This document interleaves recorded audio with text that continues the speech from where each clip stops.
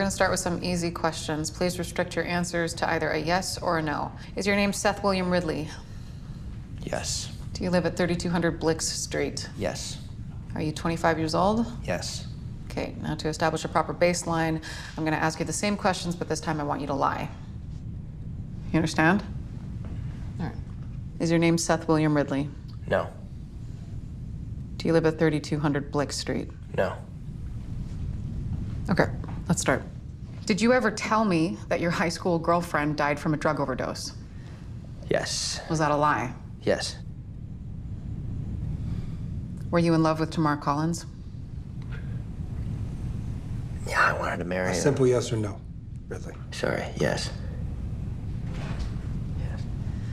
1 year ago, did you have cancer? I did not, no. During that time, did you ever believe you were sick? No. On the day of the Canyon wildfire, did the National Weather Service call you about the fire spreading across Eagle Rock Road? Do we really Answer the question. Did you receive a call from the Weather Service? Yes. Did you relay that information to the officers in the field? He means us. Did you try to tell us? No. On purpose? No.